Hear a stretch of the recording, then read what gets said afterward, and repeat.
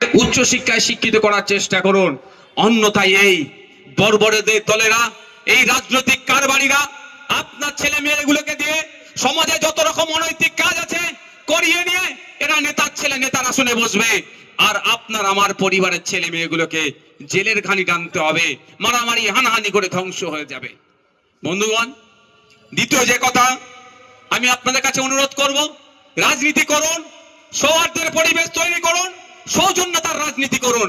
আচ্ছা বন্ধুগণ যারা আছেন একটু আমাকে বলবেন, শুভেন্দু অধিকারীর সাথে মমতা ব্যানার্জির কোনোদিন হাতাহাতি দেখেছেন আপনারা?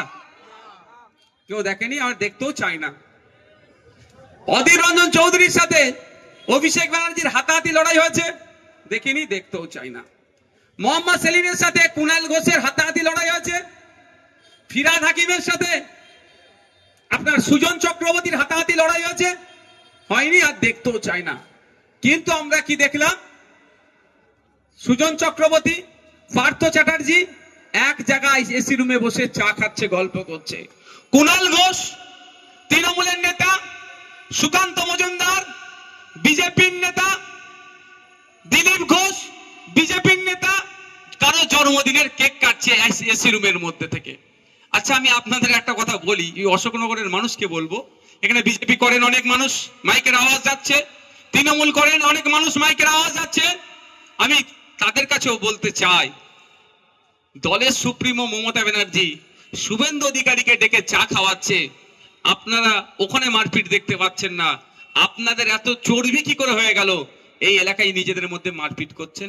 কাকার ছেলের সাথে মাসির ছেলে, পিসির ছেলে, ফুপুর ছেলে, খালার ছেলে নিজেদের মধ্যে মারপিটে জড়িয়ে পড়ছেন। আমার অনুরোধ, অনেক হয়েছে, শুধু পাবলিককে বোকা বানানো হয়েছে, পাবলিকের মারপিট হয়েছে।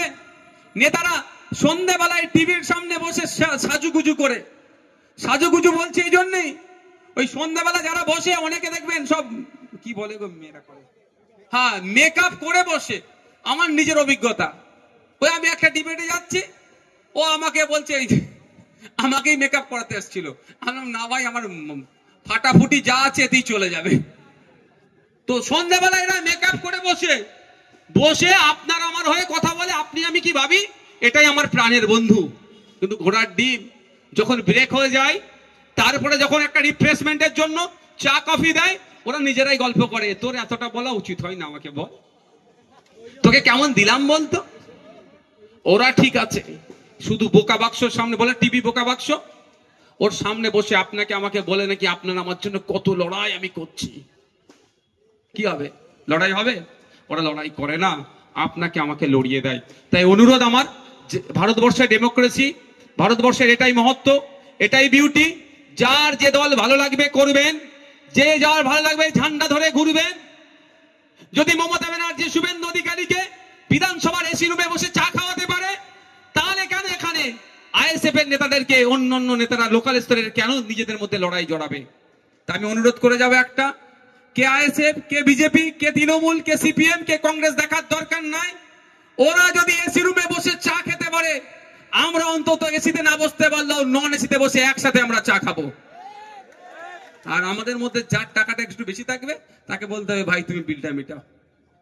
হবে তো নাকি ভাই? কেন কার জন্য মারপিট করবেন? তৃণমূলের জন্য? যখন তখন আপনাকে পার্টি থেকে বার করতে দেবে, হচ্ছে না? কি করবেন আপনি? যে দাদা দিদির জন্য আপনি মারপিট করবেন? এই আমাদের ভাঙড়ে দেখুন না, তৃণমূলের শওকাত মোল্লা ঘনিষ্ঠ খুন হলো, আর শওকাত মোল্লা ঘনিষ্ঠ অ্যারেস্ট হলো। আর কি বলছে এখন মাইক ধরে, মুফাজ্জেল মোল্লা সহ যারা অ্যারেস্ট হয়েছে জানো না ছাড় পাই। বুঝতে পারছেন? আর পাশে দাঁড়াচ্ছে না। আর সঠিক তদন্ত হলে যে বলছে না ছাড় পাই, তা সেও হয়তো জড়িয়ে যেতে পারে। তাহলে বিপদে পড়ে গেছে, আপনার পাশে আর দাঁড়াবে না। আপনাকে বাঁচানোর জন্য এই অশোকনগরের আপনি বিপদে পড়েছেন, নওশাদ সিদ্দিকী ফুরফুরা শিব থেকে আসতে গেলে 3 ঘন্টা টাইম লাগবে প্রায়। শুভেন্দু অধিকারী মেদিনীপুর থেকে আসতে গেলে 5 ঘন্টা প্রায় টাইম লাগবে। মমতা ব্যানার্জি কালীঘাট থেকে আসতে গেলে, ওরা তো আসবে না, আমি বোঝার জন্য বলছি, অভিষেক ব্যানার্জি কালীঘাট থেকে আসতে গেলে 4-3 ঘন্টা মতো টাইম লাগবে। কিন্তু আপনি বিপদে পড়েছেন, আপনাকে আপনার প্রতিবেশী বাঁচাবে। সে বিজেপি করতে পারে, তৃণমূল করতে পারে, আইএসএফ করতে পারে, সিপিএম করতে পারে। তাই অনুরোধ আমার আপনাদের কাছে, রাজনৈতিক হিংসা বন্ধ করুন। অনেক স্লোগান হয়েছে, আমি একটা নতুন স্লোগান দিতে চাই। এবার নেতায় নেতাই খেলা হবে, জনগণ এবার তালি দেবে। খারাপ হবে নাকি? এতদিন তো জনগণকে লড়িয়ে দিয়েছেন আপনি, এবার একটু নেতারা মারপিট করুক, জনগণ একটু দেখুক গ্যালারিতে বসে। এতদিন নেতারা গ্যালারিতে বসেছিল আর জনগণদের লড়িয়েছিল, এবার জনগণকে বলতে হবে নেতাই নেতাই লড়াই চাই, জনগণ এবার দেখতে চাই। দেখবেন সব মারপিট বন্ধ হয়ে যাবে, আর মারপিট হবে না। তখন কত ভালো ভালো ভাষা বলবে। এই আপনাদের এমএলএ নাম কি? নারায়ণ গোস্বামী। নওশাদ আমার ভাই, ওর সাথে মারপিট করা যাবে না। পার্থ ঘোষ, পার্থ ভৌমিক, অমুক শুভেন্দু অধিকারী আমার দাদা, মারপিট করা যাবে না। নেতা নেতা মারপিট করবে না। মারপিট করছে কারা? যারা চটে বসে আছেন, যাদের দিন গেলে 300 টাকা ইনকাম করতে গেলে জিভ বাড়িয়ে যাচ্ছে, তারা মারপিট করছেন। যাদের ছেলেটা ক্লাস 5-6 পড়ে, ইংলিশে তার নাম, বাবার নাম, স্কুলের ঠিকানা লিখতে পারছেন না, সে আবার নেতার হয়ে দাদার হয়ে মারপিট করছে। আর দাদা আপনার ছেলের ভবিষ্যৎ ধ্বংস করে দিচ্ছে। অনুরোধ করছি রাজনৈতিক সৌজন্যতা বজায় রাখবেন, যার যাকে ভালো লাগবে ভোট দেবে, কিন্তু ভোটটাই সব ভাববেন না। প্রতিবেশী বাকি 364 দিন যার সাথে একসাথে উঠা বসা করেছেন, এই ভোটের জন্য তার সাথে সম্পর্ক নষ্ট করবেন না।